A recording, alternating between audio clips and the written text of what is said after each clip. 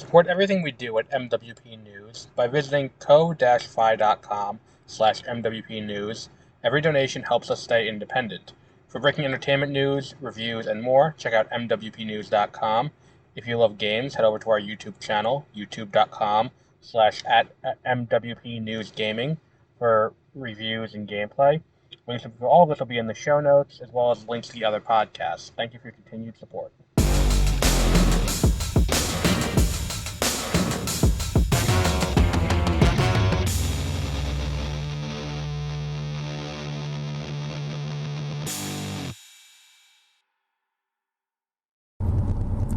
Good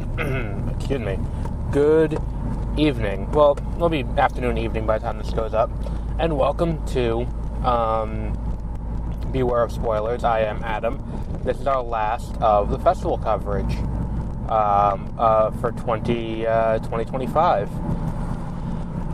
And today we're here with, what's it called? Today we're here with Sentimental Value. Before we talk about that, though, because this time I did something smart, which was I waited to start recording until after I got through the big congestion area, right down Main Street in I think it's East Hampton, and last time where it's like you hear me kind of like talking through like, can we get out of the fucking way? So I decided to do it after I got past that point. But while I do that, I had my radio going, and I listen to terrestrial radio now because my car doesn't have Bluetooth and it doesn't have Sirius XM in it, so I listen to terrestrial radio, and I'm listening to it, and the thing that came on was Golden from K-Pop Demon Hunters. Now, I watched K-Pop Demon Hunters, I enjoyed K-Pop Demon Hunters, but every time this song comes on, literally every night, and they play it fairly often, my only thought is, why was this song not the third act song? Like, when you hear the lyrics, because that's the thing, is that like I had heard the song so many times before watching the movie. I'm like, oh, the song's pretty good when we watch the movie. It wasn't the only factor, it was certainly a contributing factor, though. And I hear the song so often, I'm like, oh, so this has to be the song at the end of the movie. And then they introduce it for the first time, you're like, oh, they're going to release Golden, it's not going to be ready, they're not going to do it, because, like, Golden's about accepting who you are and moving on, and moving on stronger, and it's like, oh, so clearly what's going to happen is they're going to come out the other side of whatever happens in this movie, and then they're going to hit the song, and it's going to be this big moment that's really going to, hit home. And then it's not that, and I was like, that's a very weird choice.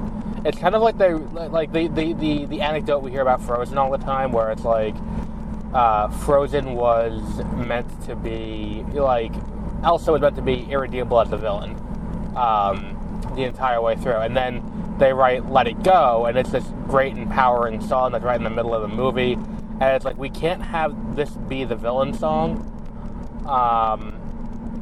and have her be irredeemable after, because it's too empowering. So we gotta rework the movie to make this song work. And that's why we get Frozen in the form that we do. And that's kind of what it felt like, but they didn't rework the movie around Golden to be like, okay, well, now when we get to the end, we have to play this song. And it's like, well, let's just do this other one. And I was like, okay, whatever. But we're not here to talk about K-Pop Demon Hunters. We're here to talk about Sentimental Value. Joachim Trier. I didn't look up how to say his name. I meant to. His new movie. He previously did Worst Person in the World. He's a Norwegian director. This movie is Norway's select for the Academy Awards this year. At Best International Feature, this movie will be, I would say, probably nominated for Best International Feature. If not, if not, I mean, it's definitely going to make the short list. I'll say that. Holy fuck, my phone's at 15%. Because part of it was I got out of the movie and then went to get a burger and had to wait for the burger, and then ate the burger and sat in the car, and now here we are. I got out of the movie about an hour ago. But yeah, I really enjoyed Sentimental Value. It is, again, another one of these movies that is entirely built around the performance of the actors. Renate Reinsve, I believe is how you pronounce her name. She was in The Worst Person in the World. Is just, again, absolutely fantastic. I would say, in terms of like actors and directors who don't necessarily get the acknowledgement they deserve for the work they do, Joachim Trier and Renate Reinsve are definitely toward the top of that list. I feel like we tend to, in America, hyper-focus on American actors and American actresses and American directors, and we do get some British and all of that. But we tend to over-fixate on them, and it makes sense from the perspective of, like, this is America, we're going to talk about American movies, there's a huge business in it. It does leave a lot of directors kind of in the lurch, because I don't think there's another director I can point to and say, this is someone who is directly doing one of the most consistent jobs in Hollywood. Whereas, like, every time a movie comes out with him, and she can also be counted on to put on a great performance every time, both of them, really deserve that attention. On the other side of things, there is also, there's also, some of the cast that will be more familiar to American audiences who show up in this movie. Stellan Skarsgard, who we've seen as Dr. Selvig in the Thor movies and one of the Avengers movies, or two of the Avengers movies. Most recently, American audiences will probably recognize him as Baron Harkonnen from Dune. He's a great actor. It took a little bit of, like, getting used to hear him speaking Norwegian, but I believe, I think he's from Norway, or he's from Sweden. But it's like, okay, that's him. And then Elle Fanning, too, is someone else who is just kind of stealthily slotted herself in as a fantastic bit part player who can always be counted on to have a great performance. And I think that these three working together with, I don't know the person who plays the sister. She has a smaller role, but the woman who plays the sister is also very good. And it really is just these four people intertwining their lives in the aftermath of the mother. And the father is dealing with, having, regrets about not being part of his kids' lives, and he writes this movie, he's a director, and he writes this movie for his daughter to star in, and because he wants that connection with them, and he doesn't know how to go about it. It's again, some of my favorite movies are these small slice of life, low stakes, it's just fucked up people dealing with their fuck-uppery and trying to work together to help each other to come out the other side stronger. Those are always going to be my favorite, especially if you can get people who could give strong performances around them. And that's like, we get those a lot. The really good ones will always stand out. And this is definitely one of those that is just one of the best. What else have we got on this? It's I don't want to give away too much of this because the movie's not out yet. And I think for a lot of people, this is something that, again, going into it knowing as little as possible is something that I would recommend for a movie like this, because it's like you don't want to go in with a preconceived notion of what's wrong with everybody, and because part of this is like one of the things that he does very well with the script is he takes the characters and kind of just lets the situation unfold without telling you too much, and lets the characters kind of explain what happened. So I could tell you what happened, in this character's past, why there's this feeling between the sisters that, like, how does he know the father about this when he hasn't been in our lives and neither of us told him? Yet there is this deep personal connection between the material he wrote and what they're going through. But that's something that's best unfolded through watching the movie.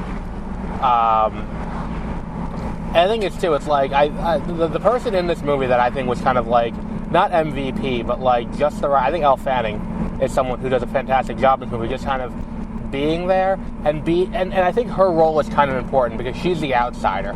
She is brought in because the dad wants to make the movie. The daughter is the person he wrote it for, but she doesn't want to star in it. So he just doesn't. So what do we do? All right, well, we'll make the movie anyway, but we'll find someone else. So he finds Elle Fanning, who plays an actress in the movie, and she slots in as Renate Reinsve's character, and and her trying to mentally wrap her head around what this character is, which is an amalgamation of Stellan Skarsgard's mother and his daughter, and trying to figure that out is this great thing of like she's trying to do the work to unravel why people are the way they are, and it's people that we're watching on the screen. It's really interesting. The recurring framing device of the family history I really liked too. The idea that the house is as much a character as any of the characters. I'm always a fan when they do that. We see that a lot.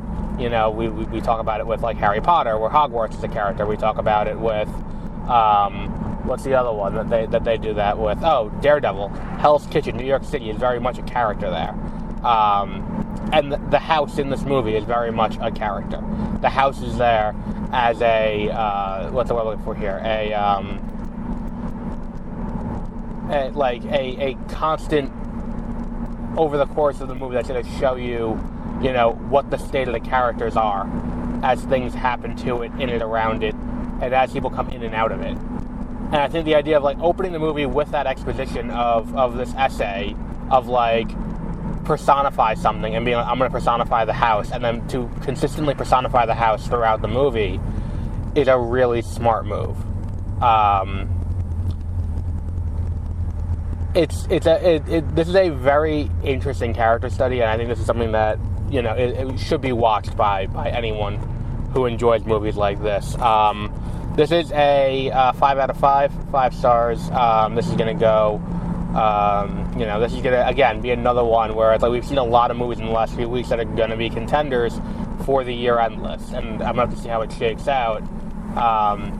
But this is a very well-done movie. And the thing is, too, it's like, you could hear me say, like, oh, it's a character study of people figuring out how fucked up they are and how their fuck-uppery interlocks with other fuck-uppery and all of that.